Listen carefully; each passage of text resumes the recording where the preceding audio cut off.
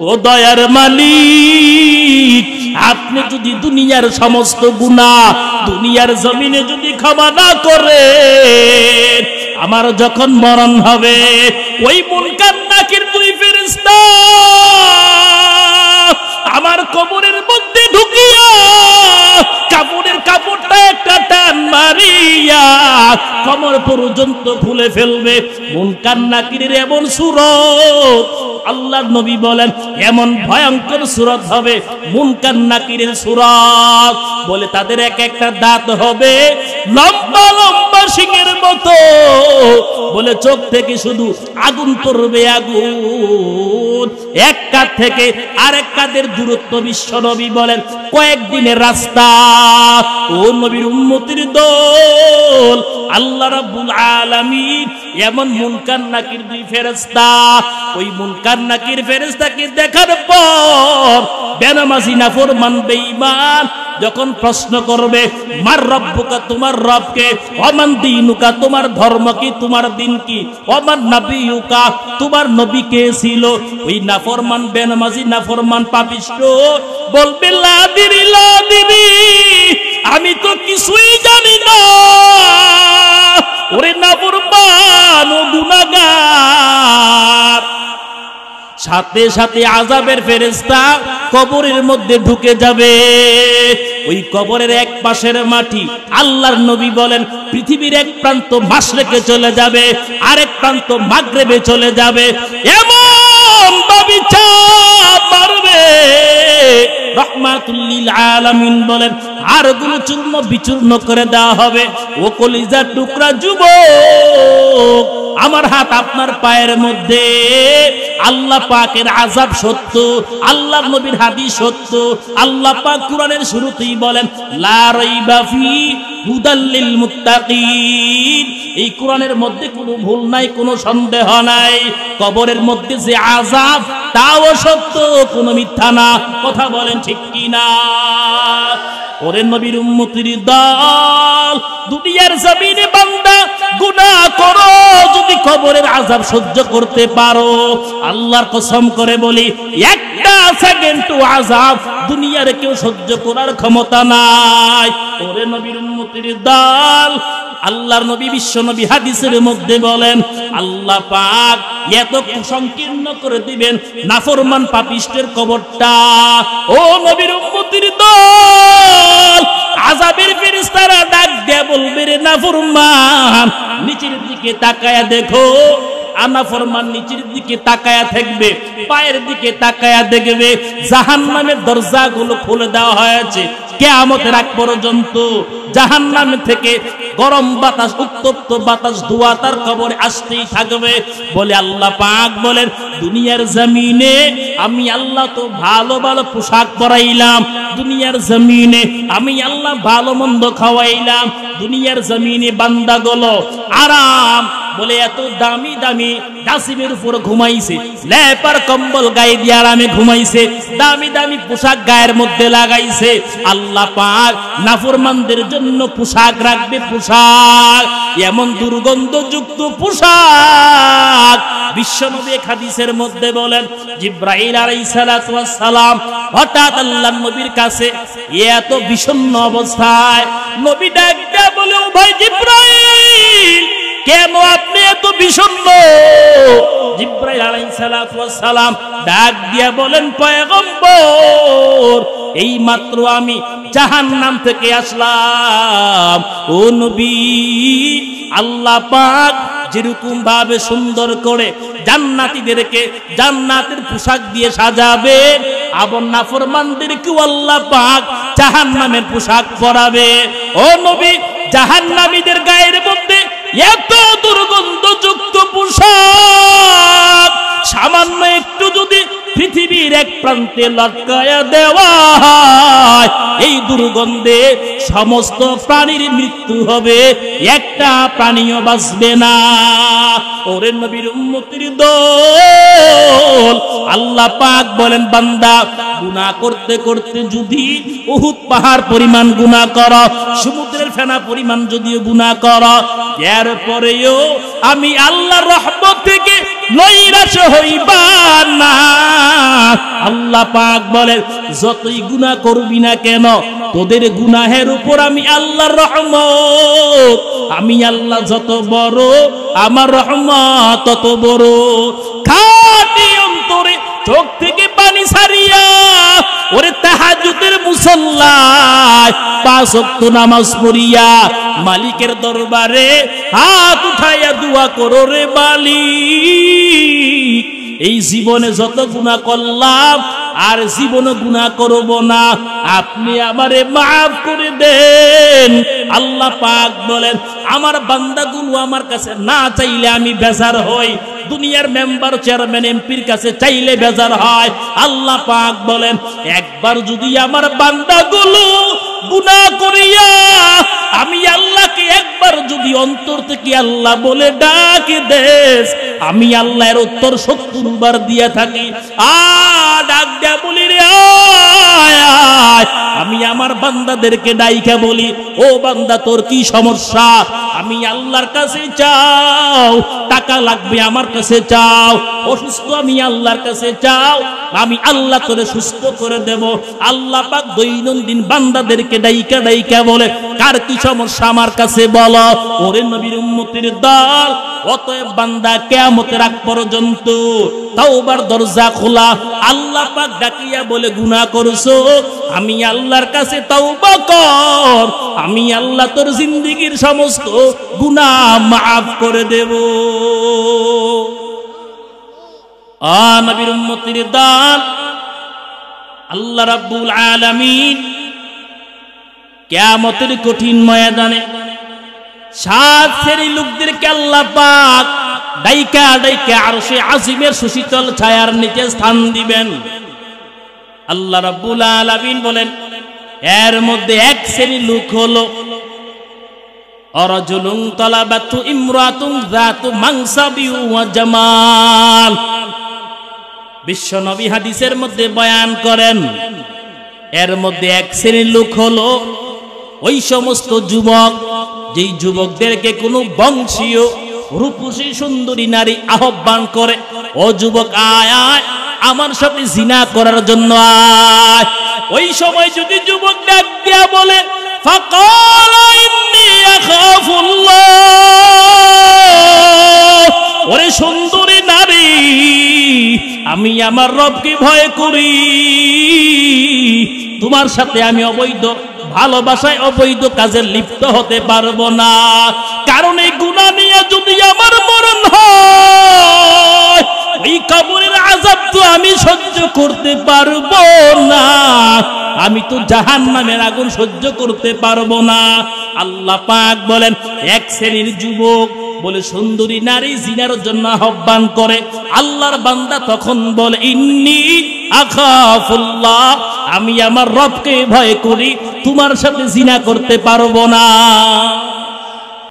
ইমামুল আউয়ালিন আল আখিরিন বহর সদকা রহমাতাল লিল আলামিন, শুদ্ধ হুজুদাস রহমাতাল লিল আলামিন, মসজিদে ও শুদ্ধ হামারো এ জমিন। ও এলাকার মুসলমান আল্লাহর গোলাম,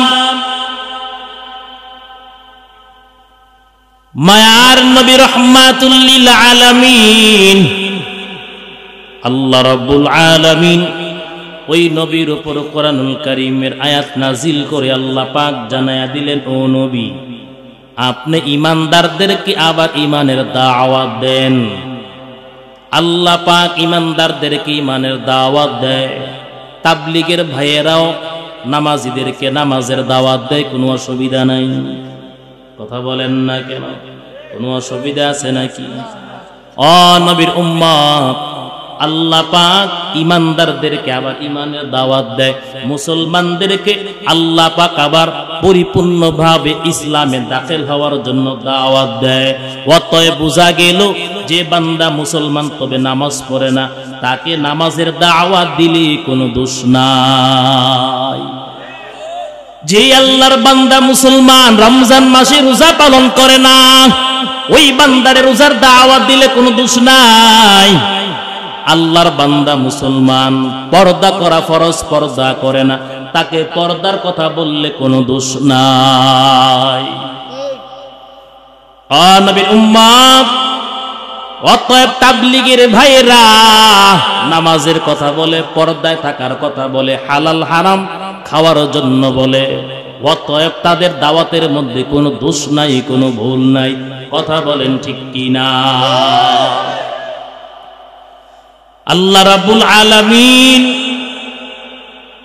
নবীর কাছে আয়াত নাজিল করে জানায়া দেয়, পয়গম্বর দুনিয়ার ইমানদারদেরকে বলেন তারা যেন পরিপূর্ণ ঈমান আনয়ন করে। আল্লাহ পাক বলেন, ইয়া আইয়ুহাল্লাযীনা আমানু দুখুলু ফিস-সিলমি কাফা ওয়ালা তাত্তাবিউ খুতুওয়াতি শাইতান ইন্নাহু লাকুম আদুউম মুবিন। আল্লাহ রাব্বুল আলামিন বলেন, ও ঈমানদারেরা পরিপূর্ণভাবে ইসলামে দাখিল হও। অতএব বুঝা গেল আমি নিজেকে নিজে ঈমানদার দাবি করতে পারি, তবে কামেল ঈমানদার মুমিন হতে পারি নাই। কারণ মুমিন ঈমানদার মুমিন হওয়ার জন্য কিছু বৈশিষ্ট্য গুণ থাকতে হয়। পরিপূর্ণ ঈমানদার যে নিজের দাবি করবে, পরিপূর্ণ ঈমানদার যে নিজের দাবি করবে, তার মধ্যে পরিপূর্ণ ঈমানদারের কিছু বৈশিষ্ট্য থাকতে হবে। পরিপূর্ণ মুমিন যে বান্দা নিজের দাবি করবে, পরিপূর্ণ মুমিনের বৈশিষ্ট্য আছে না নাই? পরিপূর্ণ মুমিনের বৈশিষ্ট্য গুণ তার মধ্যে থাকা লাগবে। মায়ার নবী রাহমাতুল লিল আলামিন কে আল্লাহ পাক ডাক দিয়ে বলেন, পয়গম্বর দুনিয়ার ঈমানদারদেরকে জানায়া দেন তারা যেন ঈমান আনয়ন করে। কার মতো? সাহাবাদের মতো। সাহাবাই কেরামদের ঈমান কত মজবুত! অর্ধা পৃথিবীর বাদশা হযরত উমর, খলিফাতুল মুসলিমিন, আমিরুল মুমিনিন হযরত উমরে ফারুক রাদিয়াল্লাহু তাআলা আনহুর শাসন আমলে রোম সম্রাটের বিরুদ্ধে হযরত উমর আব্দুল্লাহ ইবনে হুযাইফা রাদিয়াল্লাহু তাআলা আনহুকে হযরত উমর দলের অধিনায়ক বানায়া কিছু মুসলমান দিয়া পাঠাইয়া দিলেন বেঈমানদের মোকাবেলা করার জন্য, যুদ্ধ করার জন্য। আব্দুল্লাহ ইবনে হুযাইফা রাদিয়াল্লাহু তাআলা আনহুর নেতৃত্বে রোম সম্রাট জালেম বাদশার বিরুদ্ধে মুসলমানের এই মুজাহিদের কাফেলা যখন গিয়া হাজির, ঘটনাক্রমে বেঈমানগুলো মুসলমানদের চতুর্দিক ঘেরাও করে ফেলল, বন্দী করে ফেলল। মুসলমানদেরকে জালেম বাদশার সামনে হাজির করা হলো। বাদশা ডাক দিয়া বলে, তোমাদের মাঝে অধিনায়ককে, সেনা প্রধানকে? আব্দুল্লাহ ইবনে হুযাইফা ডাক দিয়া বলে, আমি হলাম দলের অধিনায়ক। কি নাম তোমার? বলে, আমার নাম আব্দুল্লাহ। বাদশা আব্দুল্লাহ ইবনে হুযাইফার ডাক দিয়া বলে, ও আব্দুল্লাহ, আমি তোমাকে একটা প্রস্তাব দেব, যদি আমার প্রস্তাব তুমি গ্রহণ করো এই মুহূর্তে, তাহলে আমি তো তোমাকে মুক্তি দেব, আমার রাজ্যের অর্ধেকটার ভাগ আমি তোমারে দিয়ে দেব। জালেম বাদশা ডাক দিয়ে বলে, ও আব্দুল্লাহ ইবনে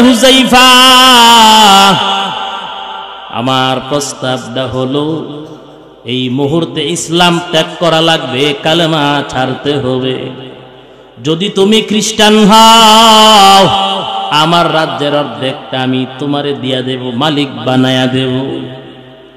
আব্দুল্লাহ ইবনে হুযায়ফা এই প্রস্তাব শোনার পর উত্তেজিত হয়ে গেল, বলিষ্ঠ ভাষায় বলতে লাগলো, এ বাদশা, তুমি কি মরুভূমির এই গরিব মানুষদেরকে মনে করেছো সম্পদের লোভ দেখাইয়া, টাকার লোভ দেখাইয়া ইসলাম থেকে দূরে সরাইয়া দিবা? তুমি কি মনে করেছো আরবের এই গরিব মানুষদেরকে সম্পদের লোভ দেখায়া, ক্ষমতার লোভ দেখায়া, অর্থের লোভ দেখায়া ইসলাম থেকে তুমি দূরে সরাইয়া দিবা? বাদশা, না, তুমি তো জানো না, এমন মায়ার নবীর হাতের মধ্যে হাত রাইখা কালেমা পড়ে মুসলমান হইলাম। ও বাদশা, সারা পৃথিবীর মালিক যদি আমারে বানায়া দাও, এরপরে আমি ইসলাম ছাড়তে রাজি না। আব্দুল্লাহ ইবনে হুযায়ফা জালেম বাদশার সামনে যখন এই বক্তব্য পেশ করলেন, জালেম বাদশা ডাক দিয়ে বলে, রে জল্লাদ, যাও তাড়াতাড়ি আব্দুল্লাহ ইবনে হুযায়ফাকে ফাঁসির কাস্টে নিয়ে যাও, আর 50-100 জন মতন তীরন্দাজ, যারা তীর নিক্ষেপ করে, যারা বর্ষা নিক্ষেপ করে, এরকম জালেমদেরকে বাদশা ডাক দিয়ে বলল, চতুর্দিক দাঁড়ায়া থাকো, আমার হুকুম পাওয়া মাত্র তার উপর বর্ষা তীর নিক্ষেপ করবা। জল্লাদ আব্দুল্লাহ ইবনে হুযায়ফাকে ফাঁসির কাস্টে যখন নিয়ে গেল, যেই লোকটা এই মুহূর্তে মৃত্যু হবে,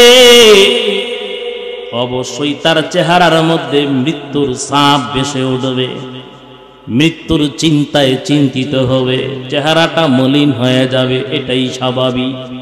আমি আর আপনি যদি জানি 1 সপ্তাহ পর অথবা 1 মাস পর আমার মৃত্যু হবে, ও নবীর উম্মত, আল্লাহর কসম করে বলি, খাওয়া দাওয়া, চলাফেরা, ঘুম সবকিছু হারাম হয়ে যাবে। ব্যাংকের ভিতরে যদি আমার লক্ষ কোটি টাকা হয়, জমিনের মধ্যে যদি আমার সবচাইতে বেশি জমিন থাকে, এরপরে আমার সবকিছু হারাম হয়ে যাবে, কারণ আমার মৃত্যু অনিবার্য। এই সম্পদ, টাকা পয়সা দিয়ে আমার কি হবে? কথা বলেন ঠিক কি না? কিন্তু না, রোম সম্রাট তাকায় দেখে যেই লোকটা এক্ষুনি মৃত্যু হবে, আব্দুল্লাহ ইবনে হুযায়ফা চেহারার দিকে তাকায় দেখে বাদশাহ মরণের কোনো ভয় নাই, মৃত্যুর কোনো চিন্তা নাই, ফুটন্ত গোলাপের মতন চেহারার মধ্যে মুস্কি হাসি। বাদশা চিন্তা করলো, মনে হয় এই শাস্তিটাকে আব্দুল্লাহ ইবনে হুযায়ফা ভয় পায় নাই। জল্লাদকে ডাক দিয়ে বলে, জল্লাদ, আব্দুল্লাহ ইবনে হুযায়ফাকে ফাঁসির কাষ্ঠ থেকে, ফাঁসির মঞ্চ থেকে নিয়ে আসো। নবীর উম্মত, জল্লাদ যখন আব্দুল্লাহ ইবনে হুযায়ফাকে ফাঁসির কাষ্ঠ থেকে যখন নিয়ে আসলো, বাদশাহ ডাক দিয়ে বলে, ও জল্লাদ, এই মুহূর্তে উত্তপ্ত বড় একটা পাতিলা চুলার উপরে বসাইয়া পানি গরম করতে থাকো, জাল দিতে থাকো।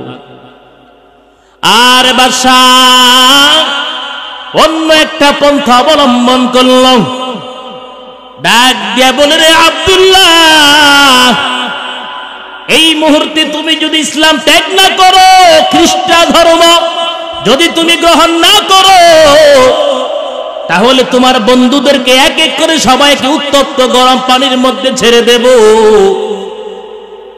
আব্দুল্লাহ ইবনে হুযায়ফা ডাক দিয়ে বলে, বাদশা, তোমার মন যা চায় তুমি তা করতে পারবা, কারণ তুমি দেশের বাদশা, তোমার ক্ষমতা আছে, তোমার দল আছে, তোমার টাকা আছে, তোমার অস্ত্র আছে, তোমার সব কিছু আছে, তুমি যা ইচ্ছা তাই করতে পারবা। তবে করতে পারো, আল্লাহর কসম করে বলি, কালেমা ছাড়তে পারবো না। নবীর উম্মতের দল যখন পানি টকবক টকবক করতেছেন, বাদশা ডাক দিয়া বলে, জল্লাদ আব্দুল্লাহ ইবনে হুযায়ফার একজন সাথীর হাতের মধ্যে পায়ের মধ্যে রশি লাগাইয়া উত্তপ্ত গরম পানির মধ্যে ছেড়ে দাও। চোখের সামনে মৃত্যু অনিবার্য, বাঁচার কোনো রাস্তা নাই। আব্দুল্লাহ ইবনে হুযায়ফা তাকায় দেখে একজন মুসলমানের হাতের মধ্যে পায়ের মধ্যে রশি লাগাইয়া উত্তপ্ত গরম পানির মধ্যে ছেড়ে দিয়েছে। মুহূর্তের মধ্যে গোশতগুলি হাড্ডি থেকে খসে খসে পড়ে গেছে। আব্দুল্লাহ ইবনে হুযায়ফা কি যখন উত্তপ্ত পানির পাত্রের নিকট যখন আনা হলো, বাদশা তাকায় দেখে আল্লাহর বান্দা আব্দুল্লাহ চোখ থেকে পানি ছেড়ে কান্না করে। বাদশা মনে মনে চিন্তা করে, এই শাস্তিটাকে মনে হয় আব্দুল্লাহ হুযায়ফা ভয় পাইছে, যাই তাকে আমি আবার আমার কুপ্রস্তাবটা দিয়া দেখি। মনটা মনে হয় একটু নরম হয়েছে। বাদশা আব্দুল্লাহ ইবনে হুযায়ফার কাছে আইসা বলে, ও আব্দুল্লাহ, আমি বুঝতে পেরেছি তুমি মনে হয় এই শাস্তিটাকে ভয় পাইছো। এই মুহূর্তে যদি কালেমা ত্যাগ করো, ইসলাম যদি ত্যাগ করো, তাহলে তোমাকে আমি মুক্তি দিয়ে দেব। আব্দুল্লাহ ইবনে হুযায়ফা উত্তেজিত হয়ে ডাক দিয়া বলে, ও বাদশা, তোমার চিন্তা ভুল, তোমার ধারণা বলবে বাদশা। তুমি মনে করেছো আমি তোমার এই শাস্তিকে ভয় করে কান্না করি। না বাদশা, তোমার ধারণা ভুল। আল্লাহর কসম করে বলি, তোমার এই শাস্তিকে আমি ভয় করে আমি কান্না করি না। কারণ তুমি তো জানো না, তোমার এই শাস্তির চাইতে ওই জাহান্নামের আগুন এত ভয়ঙ্কর। আমি তো ওই জাহান্নামের আগুনকে ভয় করে কান্দি রে বাদশা। আর আমি আমার মালিককে ডাকতে বলেছি, রে মালিক, দুনিয়ার এই সামান্য কষ্ট, দুনিয়ার এই সামান্য শাস্তি আমি ভোগ করে গেলাম, কিন্তু ওই জাহান্নামের আগুন আমি বরদাস্ত করতে পারবো না। ওই জাহান্নামের আগুন আমি সহ্য করতে পারবো না। আমি আমার রবকে ডাক দিয়া বলেছি, রে মালিক, আয় আল্লাহ, তুমি তো আমার একটা জীবন দান করেছো, অতএব তুমি যদি আমারে 100টা জীবন দান করতা, আমি জালেম বাদশার উত্তপ্ত পানির উপর এই পানির মধ্যে আমার জীবনটা দিয়ে আমি প্রমাণ করতাম আমি দুনিয়ার কোন জালেম বেঈমানের শাস্তির ভয় করি না, আমি আমার রবকে ভয় করি, আমি আমার আল্লাহর আযাবরে ভয় করি। নবীর উম্মতের দল এই বক্তব্য শোনার পর বাদশাহ দুনিয়ার আদালত বিচার বন্ধ করিয়া নিজের বিবেক দিয়া বিচার করতে লাগলেন। যেই মানুষটা মরণকে ভয় করে না, আজকে আমরা তো সেই নবীর উম্মত, মরণকে আমরা ভয় করি, মৃত্যুকে আমরা পছন্দ করি রে নবীর উম্মত। নবীর উম্মত, মুমিনের একটা বৈশিষ্ট্য হলো মুমিন কোনদিন মৃত্যুকে অপছন্দ করতেই পারে না। মুমিনের বৈশিষ্ট্য হলো মৃত্যুটাকে মুমিন পছন্দই করে। নবীর উম্মতের দল বাদশাহ এবার চিন্তা করতে লাগলো, না, এমন যুবকরে মৃত্যুদণ্ড দেওয়া কোনো জ্ঞানী মানুষের কাজ হবে না। বাদশাহ জল্লাদকে ডাক দিয়া বলল, জল্লাদ, আব্দুল্লাহ ইবনে হুযায়ফাকে মৃত্যুদণ্ডে দণ্ডিত করা যাবে না। ডাক দিয়া বলে, আব্দুল্লাহ, তোমাকে আমি মুক্তি দিয়া দেব, তবে আমার একটা কথা তুমি রাখতে হবে। কি কথা? আমার কপালের মধ্যে একটা চুমু দাও, তাহলে আমি তোমাকে এই আযাব থেকে, শাস্তি থেকে মুক্তি দিয়ে দেব। বাদশা ডাক দিয়ে বলে, ও আব্দুল্লাহ, আমার কপালের মধ্যে একটা চুমু দাও। আব্দুল্লাহ ইবনে হুযাইফা চিন্তা করতে লাগলেন। কিছুক্ষণ পর ডাক দিয়ে বলে, ও বাদশা, আমাকে একা শুধু মুক্তি দিলে হবে না, আমার সমস্ত সাথীদেরকে মুক্তি দেওয়া লাগবে। তাহলে আমি তোমার শর্ত মানতে রাজি। ও নবীর উম্মতের দল, আব্দুল্লাহ ইবনে হুযাইফার কথা মতো সমস্ত বন্ধুদের, সাথীদের হাতের পায়ের রশি যখন ছেড়ে দেওয়া হলো, আব্দুল্লাহ ইবনে হুযাইফা রাদিয়াল্লাহু তাআলা আনহু বাদশার কপালের মধ্যে একটা চুমু দিলে। রাখে আল্লাহ, মারে কে? কথা বলেন না কেন? যদি আল্লাহ রাখেন, মারার কারো ক্ষমতা নাই। কথা বলেন ঠিক কি? অতএব বিশ্বাস কার উপর রাখতে হবে? তাওয়াক্কাল আলাল্লাহ, 100% বিশ্বাস কার উপর রাখতে হবে? আল্লাহর উপর তাওয়াক্কুল করতে হবে। আব্দুল্লাহ ইবনে হুযাইফা রাদিয়াল্লাহু তাআলা আনহু এই মুজাহিদদের কাফেলা নিয়ে যখন মদিনাতুল মুনাওয়ারায় পৌঁছে গেলেন, আব্দুল্লাহ ইবনে হুযাইফা রাদিয়াল্লাহু তাআলা আনহু যখন মদিনাতুল মুনাওয়ারায় গেলেন, এই মুজাহিদের বাহিনী নিয়ে অর্ধ পৃথিবীর বাদশা হযরত ওমর রাদিয়াল্লাহু তাআলা আনহু তিনি দরবারে ডাকাইলেন। আর আব্দুল্লাহ ইবনে হুযাইফাকে আমিরুল মুমিনিন বুকের সাথে জড়ায়া চুমু খাইতে লাগলেন, নাকে মুখে। ডাক দিয়া বললেন, ও আব্দুল্লাহ ইবনে হুযাইফা, তুমি ঈমানের কত বড় একটা পরীক্ষায় উত্তীর্ণ হয়েছো। এই হলো ঈমানের পরীক্ষা।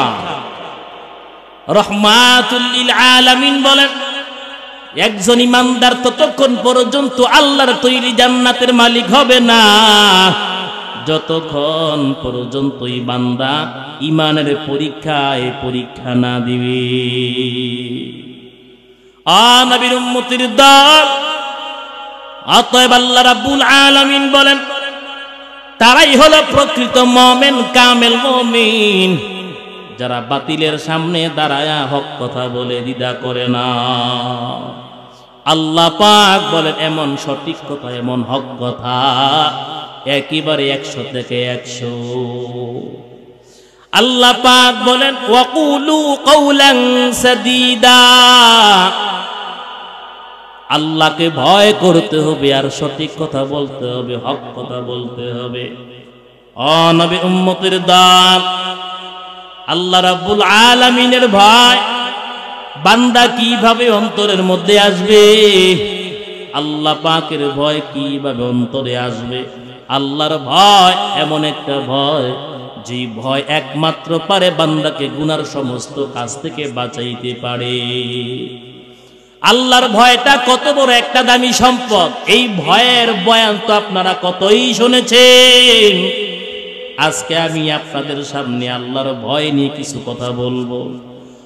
নবীর উম্মতের দল, আল্লাহ রাব্বুল আলামিনের ভয়টা কত বড় দামি একটা সম্পদ। আল্লাহ পাক সূরা নাজিয়ায় বলেন, ওয়া আম্মা মান খাফা মাকামা রাব্বিহি ওয়া নাহান নাফসা আনিল হাওয়া। আল্লাহ রাব্বুল আলামিন ডাক দিয়ে বলেন, যারা আমি আল্লাহর আদালতে, আল্লাহর আদালত কোথায়? পরকাল। কথা বলেন। আল্লাহ পাক বলেন, যারা আমি আল্লাহর আদালতে, আমি আল্লাহর কাঠগড়ায় দণ্ডায়মান হবে, এই ভয় বলে কেমন ভয়? এমন একটা ভয় যার দিলের মধ্যে থাকবে যে কিয়ামতের কঠিন ময়দানে আমি তো আমার রবের সামনে দাঁড়াইতেই হবে। কথা কোন ঠিক কিনা? নবীর উম্মত, এমন একটা ভয় যে ভয়ের কারণে চোর চুরি করার নিয়ত করে চুরি করে না। এমন একটা ভয় বান্দার দিলের মধ্যে যদি থাকে, আল্লাহর বান্দা জিনার কাজ করবে আল্লাহর ভয়ের কারণে, জিনার কাজ থেকে ফিরে আসে, এমন একটা ভয় অন্তরের মধ্যে থাকা লাগবে। যে ভয়ের কারণে আল্লাহর বান্দা ডাকাতি করার নিয়ত করেছে, আল্লাহর ভয়ের কারণে ডাকাতি থেকে বিরত থেকেছে। এমন একটা ভয়। ও বান্দা চিন্তা করবে, আমি যদি গুনাহ করতে করতে যদি সমুদ্রের ফেনা পরিমাণ গুনাহ করে ফেলি, আমি গুনাহ করতে করতে যদি উহুদ পাহাড় পরিমাণ যদি আমার গুনাহ হয়, কারণ আল্লাহ রাব্বুল আলামিনের কাঠগড়ায় আদালতে যখন আমি দাঁড়াবো, ওই আদালত থেকে আমাকে তো দুনিয়ার কেউ বাঁচাতে পারবে না। কারণ আল্লাহ পাক সূরাতুল বাকারায় বলেন, আত্তাকু ইয়াউমাল লা তাজজি নাফসুন আন নাফসিন শাইআ ওয়া লা ইউকবালু মিনহা শাফাআতু ওয়া লা ইউখাযু মিনহা আদলু ওয়া লা হুম ইউনসারুন।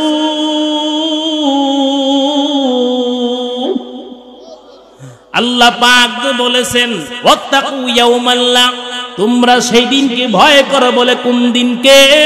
কিয়ামতের দিনকে ভয় করো। কারণ আল্লাহ পাক সেদিন বলেছেন, যেদিন কোনো মানুষ কোনো মানুষের কাজে আসবে না, উপকারে আসবে না, বন্ধু বন্ধুকে সাহায্য করতে পারবে না, একজন আরেকজনের জন্য সুপারিশ করতে পারবে না। আল্লাহর বান্দা যদি এমন ভয় অন্তরে লালন করে, আল্লাহ পাক বলেন, আমি তো আল্লাহর আদালতে দাঁড়াইতে হবে, আল্লাহর কাছ থেকে আমাকে কেউ তো বাঁচাইতে পারবে না, আমাকে তো আযাব থেকে কেউ রক্ষা করতে পারবে না। আল্লাহ পাক বলেন, এই ভয় অন্তরের মধ্যে লালন করিয়া দুনিয়ার জমিনে নিজের মনের খায়েশাতকে যারা বিসর্জন দিবে, নফসের খায়েশাতকে যারা বিসর্জন দিবে, আল্লাহ পাক বলেন মৃত্যুর পর ফাইনাল জান্নাতা হিয়াল মাওয়া। আল্লাহ রাব্বুল আলামিন বলেন, এমন ভয়, যেই ভয়ের কারণে আল্লাহর বান্দা এই জমিনের মধ্যে নফসের সমস্ত খায়েশাতকে বিসর্জন দিবে। যত গুনার কাজের দিকে নফস তাকে ধাবিত করবে। নবীর উম্মত, যে আল্লাহর আদালত থেকে আমাকে কেউ বাঁচাইতে পারবে না, আল্লাহ পাক বলেন ফাইনাল জান্নাতা হিয়াল মাওয়া। বান্দা মৃত্যুর পর আল্লাহর তৈরি জান্নাতের মেহমান হয়ে যাইবা।